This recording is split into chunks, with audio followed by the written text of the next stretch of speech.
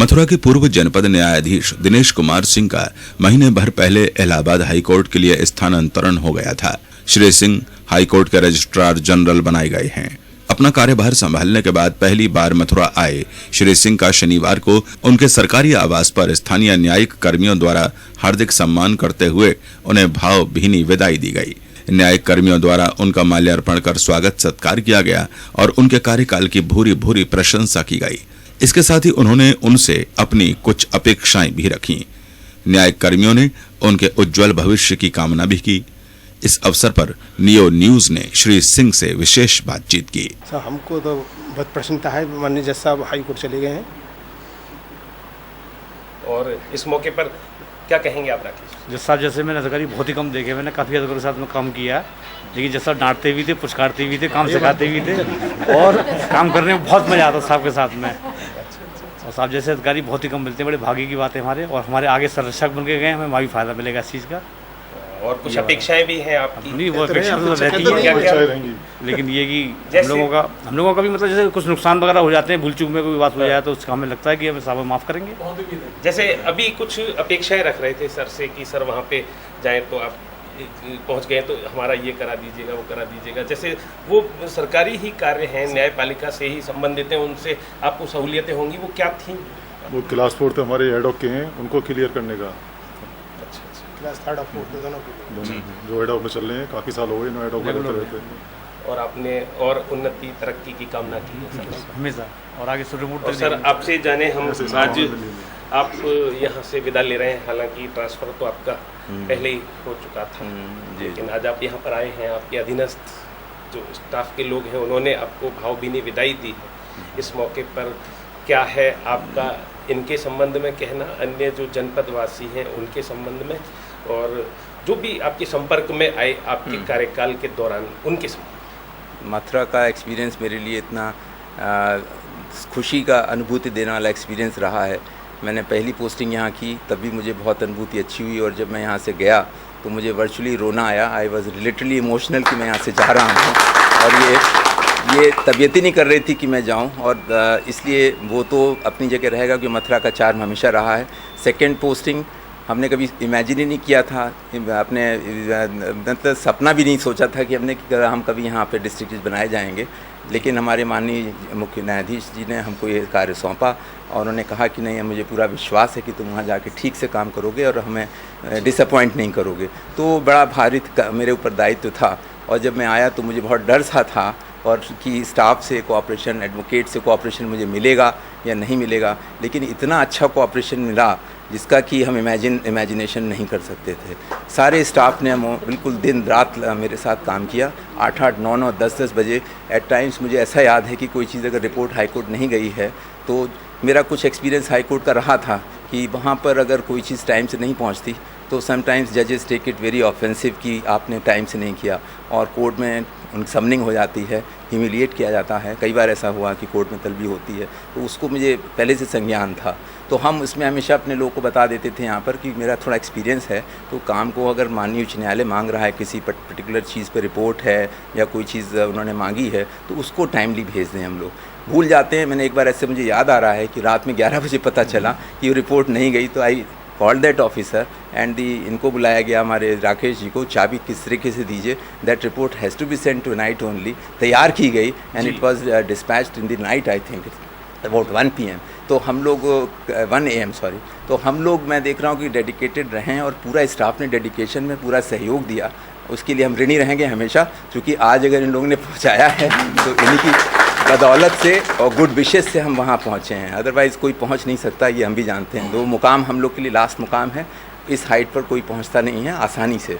कोई पूर्व जन्म में हमने कुछ अच्छे कृत्य किए होंगे जो यहाँ पे जिला जज बनाया गया, और आप लोग जैसे स्टाफ ने हमको सहयोग दिया, अधिवक्ताओं ने भी बहुत सहयोग दिया। ऐसा लगा कि उनको बाद में हमसे कंडीशन हो चुके थे कि लग रहा था कि जैसा भी ठीक कर रहा है शायद ठीक ही कर रहा है, तो उन्होंने भी हमसे काफ़ी सहयोग किया।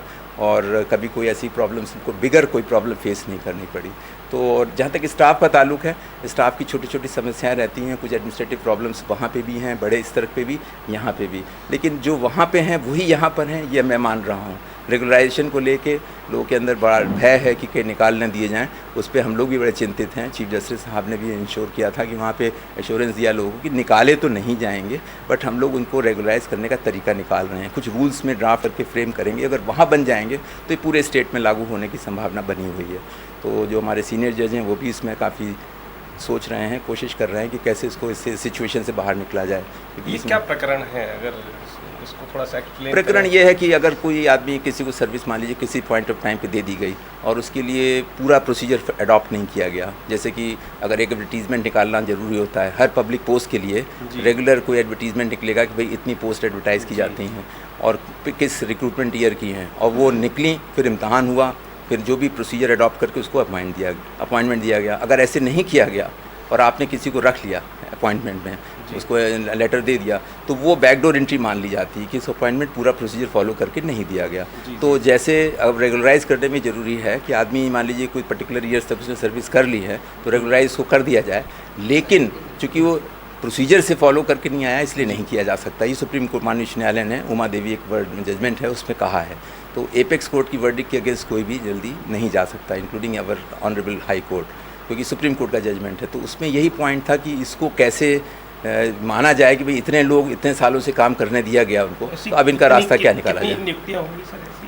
ज़्यादा नहीं होंगी, मुझे लग रहा है कि ये कुछ यहाँ जैसे मथुरा में 22 से बता रहे हैं, और इलाहाबाद हाईकोर्ट में 2004 के पहले सब रेगुलराइज हो गए हैं। उसके बाद के ऑफिशियल्स हैं उनको परमिशन तो दी गई, इम्तहान में बैठे हैं, लेकिन वो लोग इम्तहान में क्वालिफाई अगेंस्ट करंट जो यंगस्टर्स हैं उनके मुकाबले में पास नहीं कर पाएंगे, जबकि उनको काफ़ी बेनिफिट्स भी वो भी दिए गए, वेटेज कि आपने 1 साल की सर्विस की है तो आपको 2 नंबर और दिए जाएंगे, but even after that they are not able to मतलब कॉम्पीट उससे नहीं कर सकते।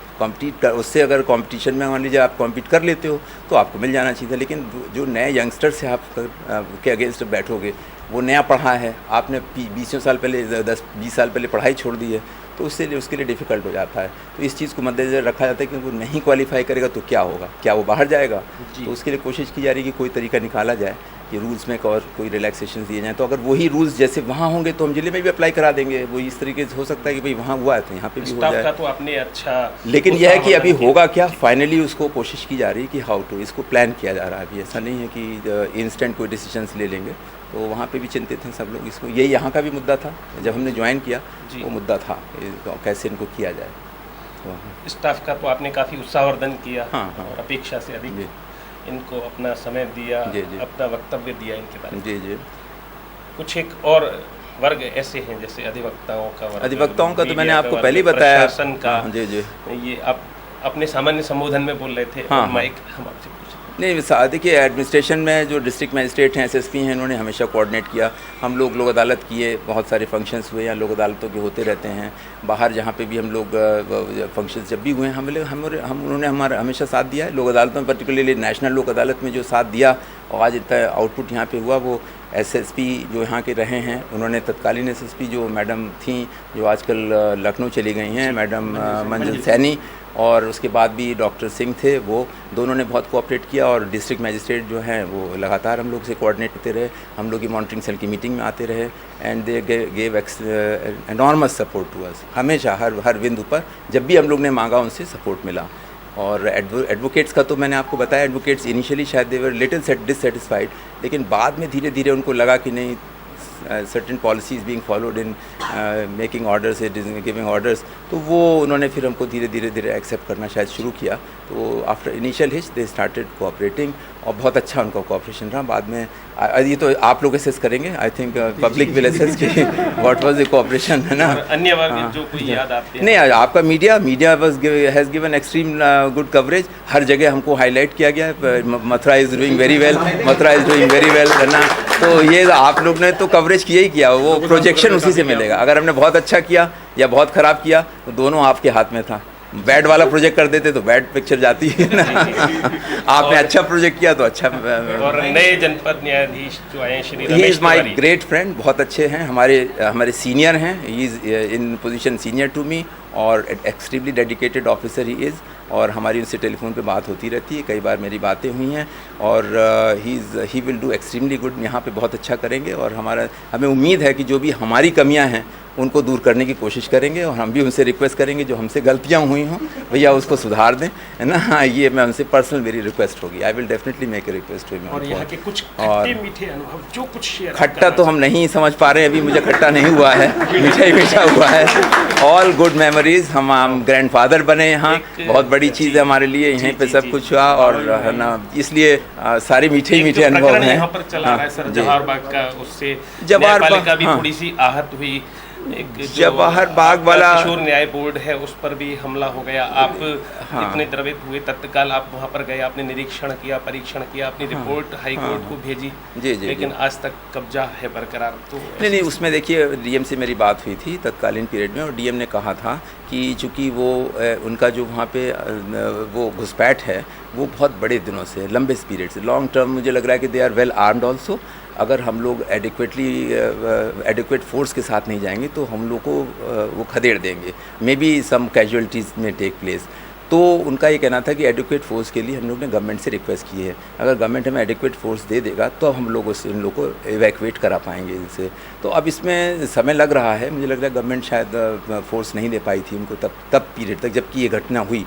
और हमको जो तत्कालीन पीरियड में खबर दी गई थी वो ये था कि कहीं से उनको ये सूचना मिली थी कि आज एडमिनिस्ट्रेशन उनसे ये खाली कराएगा, तो उन्होंने शायद उसको रिटेलिएशन में या कुछ ऐसा काम कर दिया, कुछ पत्थर फेंक दिए, कुछ मारा। ऐसा कोई इंटेंशनल जुवेनाइल जस्टिस बोर्ड पे अटैक नहीं था, वो जनरल अटैक था, और वो तहसील पे शायद कोई पथराव या कुछ पत्थर फेंके गए थे।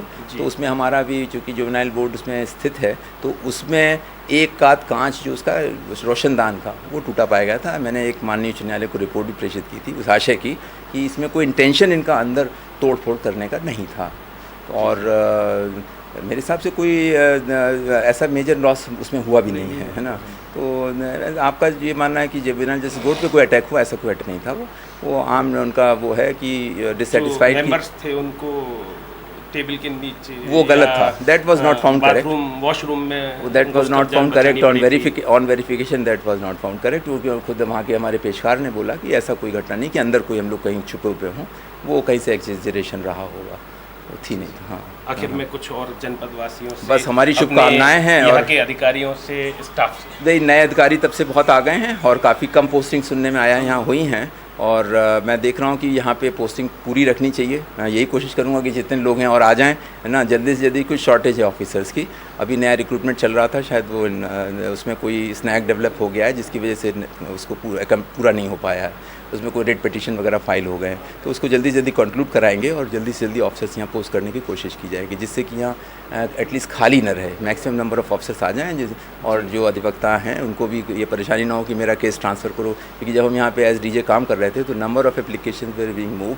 कि हमारा केस फलाने जगह से विड्रॉ करके यहाँ कर दिया जाए, क्योंकि वो खाली चल रहा है। अब इतना बता रहे हैं 8-8, 9 केस कोर्ट्स रिक्त चल रहे हैं, तो डिस्ट्रिक्ट जज के लिए एक प्रॉब्लम बड़ी होगी, तो हम उसको रियलाइज़ कर रहे हैं उनके पार्ट पर, और जल्दी से जल्दी कोशिश की जाएगी कि ज़्यादा से ज़्यादा कोर्ट भर दिए जाए, और तभी न्याय मिलेगा।